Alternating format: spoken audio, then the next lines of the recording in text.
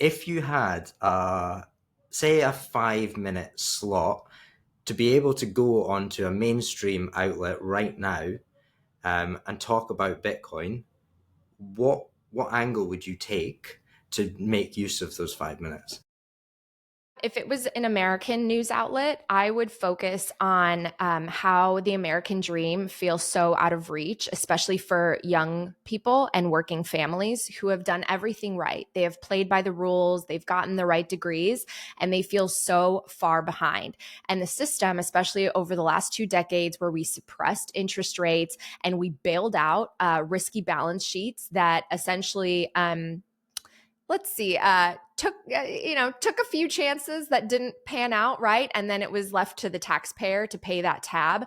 I think that we have created a system where people resent capitalism because they don't even understand what capitalism is. They think that we had it, but we haven't. It's not capitalism to bail out the banks and to essentially socialize the losses, privatize the gains for the people at the top, and then socialize the losses for everything else.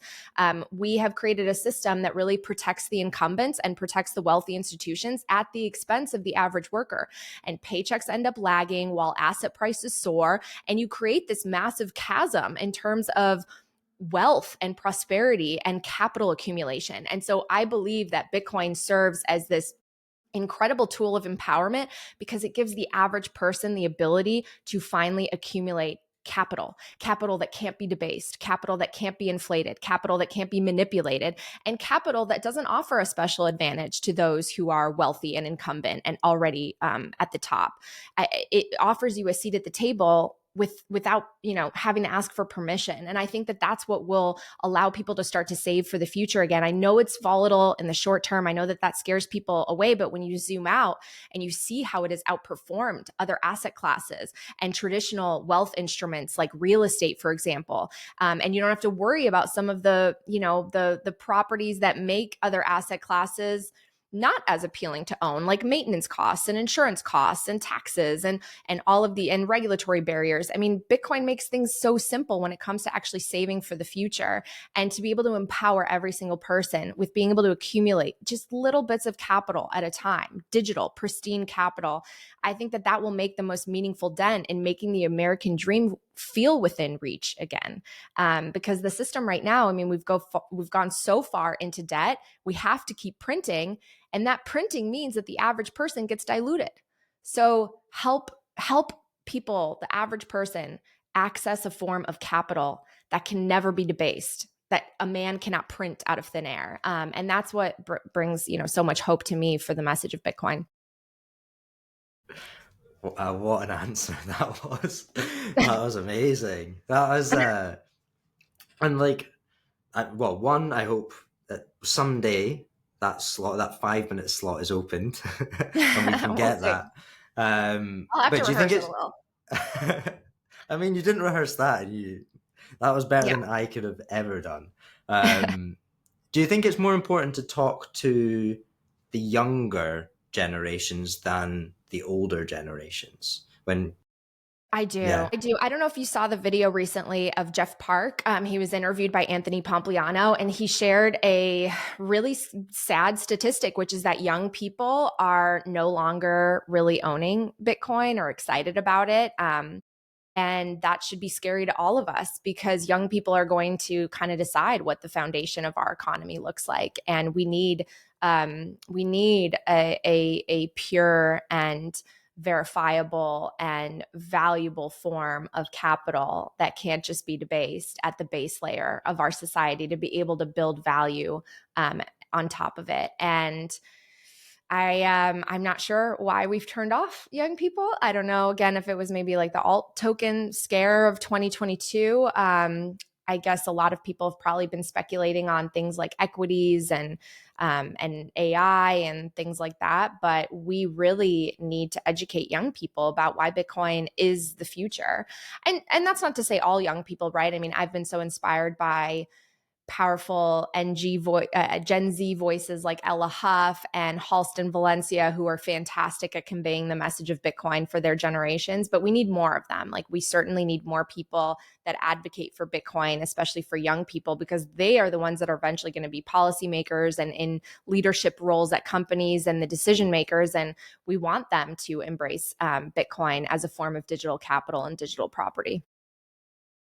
How do you think because we had or weekly we have a Twitter Spaces called like the Bitcoin Town Hall, and this was one of the topics that we had around. There's there's not as many young people as you'd think in Bitcoin. But how do you think? Just I know this is like pulling. It's just a random question getting thrown at you, but how do you think we would actually encourage and make Bitcoin a little bit more sexy for the younger generations because it's maturing as well. So you're not getting the the same volatility that we had previously, which turns off a lot of people because a lot of people come for number go up and then they realize, oh, this is actually revolutionary. Mm-hmm. How do you think we Well, actually tap into them? Well, I mean, the number go up would help, right? I mean, when anything is volatile to the Yeah, true. upside, that would that would help get everyone excited, right? I certainly don't think all young people are the same. Some people, I think, are programmed more and conditioned more to appreciate a savings technology. Those that are a little bit conservative and future oriented, I think they're more likely to appreciate Bitcoin because it's designed to sort of be boring in the sense that you just set it and forget it, accumulate as much as you can, and just, wait for your savings to grow.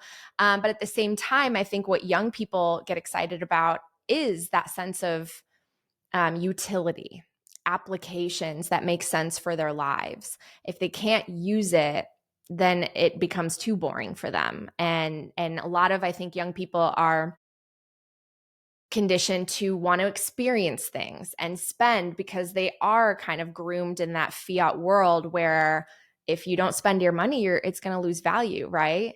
And so they probably want to spend Bitcoin or trade Bitcoin. So I think you've got sort of a few worlds colliding depending on who the young person is and what background they come from, and maybe their economic position.